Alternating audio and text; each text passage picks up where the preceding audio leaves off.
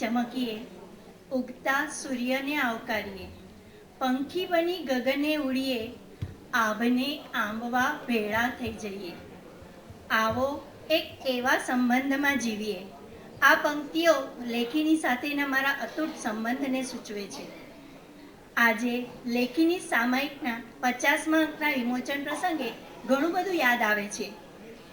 લેખિનીમાં મારું આગમન આકસ્મિક થયું હતું ને પછી જાણે ચમત્કાર સર્જાયો. લેખિનીના 25મા અંકના વિમોચન પ્રસંગ મારા જીવનનો બહુમૂલ્ય પ્રસંગ બની ગયો.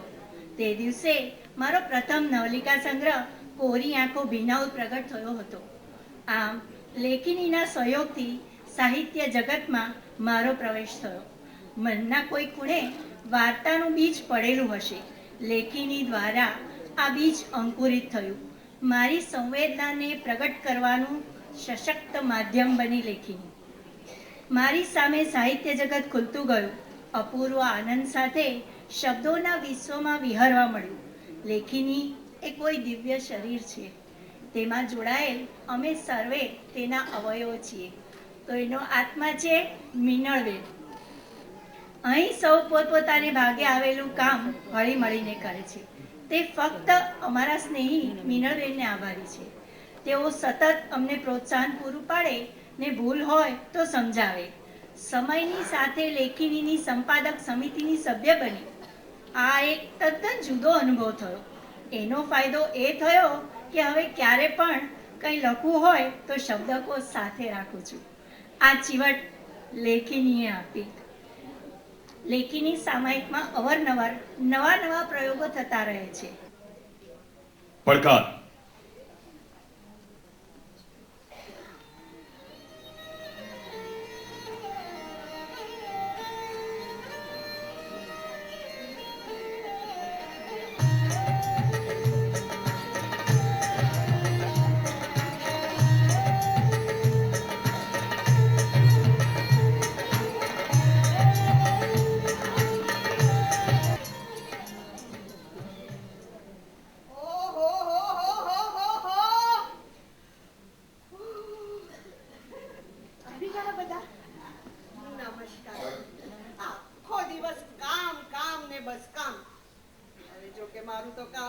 કામ કરવાનું એમાં પાછું ઓછું હોય એમાં લેખકે મને બધું નવું કામ સોંપ્યું. બોલો હવે શું થાય?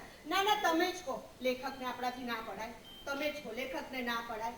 અરે આ લેખકને ના પાડવી એટલે ભગવાનને ના પાડવા બરોબર છે. એટલે હું તો ચૂપચાપ આ સૂત્રધારનું કામ કરવા તૈયાર થઈ ગઈ. તો ચાલો સૂત્રધાર ભાઈ. છે ને ભાઈ? અરે અહીંયા ભાઈ નહીં બેન. તો ચાલો સૂત્રધાર બેન આપણે કામ શરૂ કરીએ.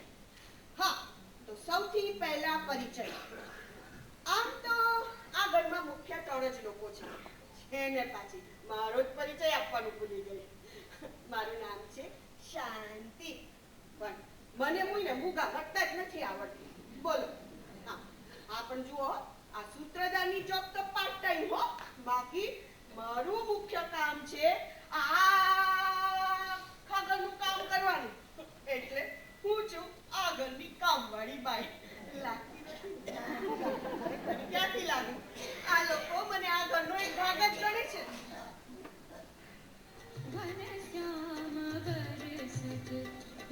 હજી સુરીલા અવાજમાં ગાય છે ને એ છે આગળની વહુ વ્યોમા. શું સરસ અવાજ છે. મારી તો સવાર સુધરી ગઈ. આ છે આગળના વડીલા સાસુ વ્યોમાના સાસુ પ્રેમીલાબેન. આ પ્રેમીલાબેન ને ખાવાનો ને સંગીતનો બહુ શોખ. મિસ્ટર એટલે ઔરંગઝેબ. એ જો ઔરંગઝેબની જેમ એ પણ હયાત નથી. આ કોણ ગાય છે? બોલો ઘરમાં રહે છે કે ઘરની બહાર? અરે આપણા વ્યોમા બહુ છે. વ્યોમા બહુ. ઓ વ્યોમા બહુ. હજી વહેલી જાગી ગઈ ને એટલે નાઈ કરીને પૂજા કરવા બેસી ગઈ. એ તો હજી ગોરે છે. હા, એટલે અમારા ઘરના શેઠ. આ પ્રેમીલાબેનનો એકનો એક દીકરો અને આ વ્યોમાનો એકનો એક પતિ. તારો અવાજ સાંભળે અને હું તો રાજી થઈ ગઈ. ઘરમાં બહુ છે અને એ પણ આટલો સુંદર ગાતી. લો બોલો આવી એ સાસુ હોય છે પણ આપણા નસીબ ક્યાંથી? તમને ગમ્યું ને? મને ગાવાનો ખૂબ શોખ છે. એ તો મને છે, પણ મારે ગાવું ક્યાં અને મને સાંભળે કોણ? તક મળે ને એટલી જ વાત, પછી તો આપણે ગાતા જ રહીએ. મારો અમન છે ને એ તો તારા સુરીલા અવાજ પર આફરીન થઈ ગયો અને જટ તારી સાથે લગ્ન કરી નાખ્યા. હું તો ખુશ હતી કે મારો શોખ મારા દીકરામાં તો છે, હવે એના બાપ પર તો નથી ગયો. તે મમ્મી, ઘરમાં ગાઉં તો ચાલે ને, કોઈ બંદી તો નથી ને? અરે બંધી નહીં, હવે તો બેટા આપણે સાથે મળીને કરશું જુગલબંધી. આપણે હવે સાથે મળીને જુગલબંધી કરશું ને જ્યારથી તું આવી છો ને ત્યારથી તો આ ઘર સંગીતમય બની ગયું છે. તે તમને ગીત સંગીતનો આટલો બધો શોખ, તમે ગાતા નથી? મારી સાસુએ એવું તો ઠસાવી દીધેલું કે ગાવાનું તો હલકું કામ કહેવાય. અરે લગ્ન પહેલા તો હું જે ગરબા ગાતી હતી એમાં સૌથી પહેલો હું ગરબો હું જીતતી હતી, પણ લગ્ન પછી તો ગરબો જીતવાનો એ ચાન્સ ના મળી શક્યો. પણ તમે ગાઓ એમાં પપ્પાને શો વાંધો પડે? અરે વાંધો એટલે એ જમાનામાં તો અમારે ધીરે ધીરે બોલવાનું, આમ જ હસવાનું અને સાથે જ વાતો કરવાનું, બધા બંધનો. આ બા સાવ સાચી વાત કરે છે હો. આ હું પહેલા જે ઘરે કામ કરતી ને એ શેઠાણી તો મોટા ગાયિકા. આ તમારે ત્યાં મારે રોજ સાફ કરવાના સોફા, ટેબલ, ખુરશી, એમને ત્યાં રોજ સાફ કરવાના, હાર્મોનિયમ, તબલા, સિતાર. અને ગાયિકા કહેતા હતા કે એમને તો ગાવાનો નાનપણથી શોખ, પણ એ જમાનામાં તો જે સ્ત્રીઓ ગાતી હોય એ સંસ્કારી ના કહેવાય, એટલે ગાતા પહેલા એમને એમના બાપુની પરવાનગી લેવી પડે. એ ગાવાનું શરૂ કરે એ પહેલા ઓરડાના બારી બારણા બંધ કરી દેવામાં, જેથી એમનો અવાજ ઓરડાની ચાર દિવાલની બહાર જાય નહીં. અરે હવેલીના નોકરો નીચે રસ્તા પર પહેરો ભરે કે રિયાઝ પૂરો ન થાય ત્યાં સુધી રસ્તા પરથી કોઈ ફરકે નહીં. આવું તો કેટલું સહન કર્યું બોલો. અરે એ જમાનામાં તો આવા કેટલાય બંધનો, કેટલીય મર્યાદા ને કેટલું સહન કર્યું.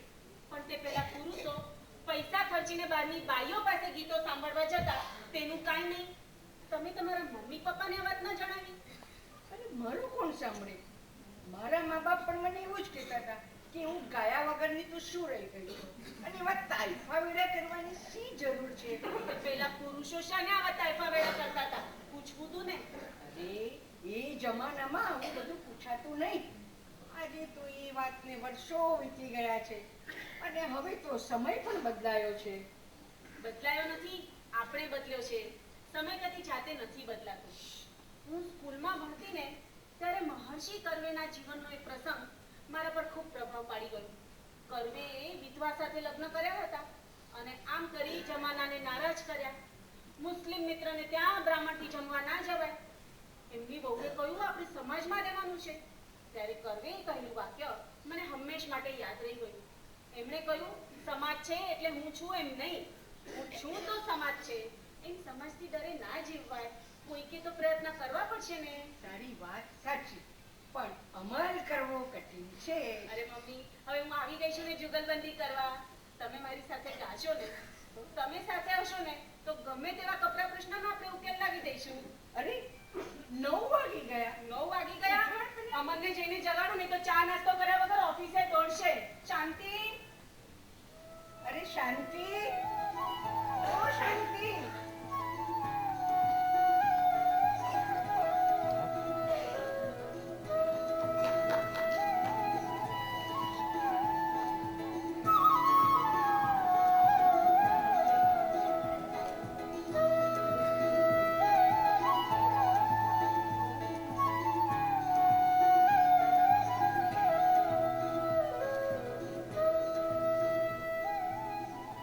હા ભાઈ ખોલે, આ કેટલા હાથ કરે, ચા મૂકે, બારણા ખોલે, કેટલું કામ કરે માણસ.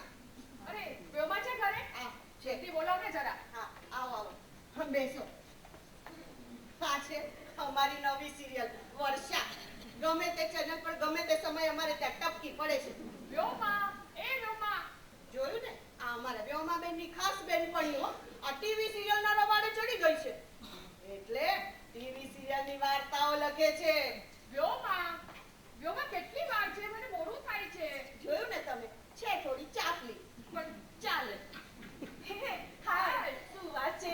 આજે સવારે જ करती थी। तो પછી જો આવી ગઈ ને दोस्त का नाम लिया और दोस्त आ जाए આપણને તો ટેલિપથી થઈ જ જાય. I miss you so much dear. તમ સિંગાપુર કેવું રહ્યું? અરે સિંગાપોર બહુ જ મજાનું વેકેશન, તને બહુ મિસ કર. હા.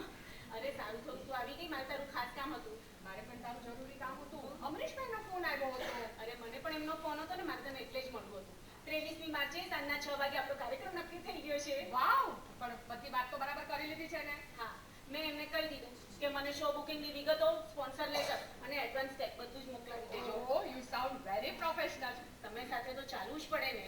હા, તારું ટીવી સિરિયલનું ક્યાં સુધી લખાયું? અરે હું પણ તારી જેમ સમયની સાથે જ ચાલુ છું. જો સ્ક્રિપ્ટ કમ્પ્લીટ થઈ ગઈ છે, સાથે લઈને આવી છું. વાંચીને ઓપિનિયન આપ. શ્યોર, આઈ એમ રેડી. આલો પાણી. અરે શાંતિ, તારી દીકરી માટે સિંગાપુરથી કંઈ લઈ આવી છું. ઘરે આવજે ને. પેલા બોલ્યા તો ચા ને નાસ્તો એ લાવો. આ લાવો. પહેલા કેમ ના બોલ્યા તમે? આવી છો? હા આંટી. જરા અંદર માળા કરતી હતી. મમ્મી, મેં તમને કહ્યું હતું ને કે વર્ષા એક ટીવી સિરિયલ લખી રહી છે. આજે એ મને સંભળાવવા આવી છે. અરે વાહ, તો હું એ સાંભળીશ. હા પણ આંટી, લખાણ છે ને થોડું ક્રાંતિકારી છે. સ્ત્રીઓની સ્વતંત્રતા વિશેનું. It's about liberation. તમને ગમશે? અરે હું પણ એક સ્ત્રી જ છું ને. ઓકે. તો સી પહેલો, અખંડ સૌભાગ્યવતી ભવ. સાસુ ને વહુ આમને સામને. એક મિનિટ. આ સાસુ ને વહુનો સીન છે ને, તો મને એક આઈડિયા સૂચો કે હું વાંચવાને બદલે તમે બંને જણા ભજવીને બતાવો તો કેવું? વાહ, ગ્રેટ Fantastic આઈડિયા. idea. મજા પડશે હો. અને મમ્મી એમ કરજો, તમે એક્શન બોલજો એટલે અમે શરૂ કરીએ. ઓકે, ચાલો. Okay, ready, action. વહુ, તમને મારા આશીર્વાદ છે. અખંડ સૌભાગ્યવતી ભવ. ના હોય, ના હોય, ના હોય. આ આશીર્વાદ છે કે શ્રાપ? આ શું બોલે છે? મારા એકના એક દીકરાની વહુને શ્રાપ આપું? બોલતા શરમાતી નથી? વહુના લક્ષણ બારણેથી. ના બા ના, એવું ના બોલો. અરે શુકનના આશીર્વાદ તો અપાય તે અપાય. આપણા ઘરની પરંપરા છે. પણ બા, જરાક શાંતિથી વિચારીએ તો એ સમજાય છે કે સ્ત્રીનું સૌભાગ્ય એટલે પતિ પતિ પતિ એટલે જ કંકોત્રીઓમાં લખાય છે સૌભાગ્ય કામિની. સૌભાગ્ય સ્ત્રી કન્યા. લગ્ન પછી જ એને ભાગ્ય મળે. ને એને અખંડ રાખવા સ્ત્રીએ પતિ કરતા નાની હોય તો એ પહેલા જવાનું ને તો જ એનું સૌભાગ્ય અખંડ રહે. તો શું કન્યા પરણ્યા પહેલા દુર્ભાગ્ય સાથે જીવતી હતી? તારી વાત તો સાચી, પણ આવું કઈ વિચાર જ નહોતો આવ્યો. આ બધાય કહે એટલે હુંય કહું કે પતિ પતે તે પહેલા તું પતી જજે. Very good. તમે બંને જણાએ બહુ સરસ એક્ટિંગ કરી. હા, અરે જો મમ્મી કે છે મેં એક્ટિંગ સારી કરી, મને એક રોલ આપી દેજે. અરે ચોક્કસ. અને વર્ષા તો બહુ સરસ લખી છે. હા, એક રોલ મમ્મીએ પણ આપી. અરે ભાઈ 100%. અને તારી પેલી શાંતિ છે ને એને આપીશ. બોલ. યોમાં તું ખરેખર લખી. Normal એ હા હા sorry. યોમાં તું ખરેખર લખી છે હો કે તને આટલા સરસ સાસુ મળ્યા છે. બાકી મારા સાસુ પેલી હિટ સિરિયલ જોવે ને એ સિરિયલ જ ફ્લોપ થઈ જાય. બોલ. સમય સાથે બધું સારું થઈ જશે. છોડ ને, ચાલો ને આપણે બીજો સીન કરીએ. ઓકે, ચાલો. Okay, ready, action. બીજો સીન શરૂ. વહુ, બેનને કાગળ લખવો છે. મને કાગળ લખાવવામાં મદદ કર અને બીજા આમંત્રણો પણ આપવાના છે. ભલે મમ્મી, બોલો. ગંગા સ્વરૂપ મંજુલાબેન. મમ્મી, માસી મોટા છે, માનનીય છે. હું શ્રીમતી મંજુલાબેન લખું તો ચાલશે ને? અરે ધણી પાછો થયો હોય તો એમ જ લખાય. કઈ બીજું લખાય? આટલું એ ભાન નથી. પણ શ્રીમતી તો માનવાચક વિશેષણ એટલે કહ્યું. એ માનવાચક હોય કે બાણવાચક હું કઈ ન જાણું. આપણા ધર્મમાં તો ગંગાને પવિત્ર નદી માને છે. મળતી વખતે ગંગાજળના 2 ટીપાઈ મોંમાં જાય ને તો આખો સંસાર તરી જવાય. આ તો આખે આખી ગંગા સ્વરૂપ કહીએ છીએ. કઈ ઓછું માન છે?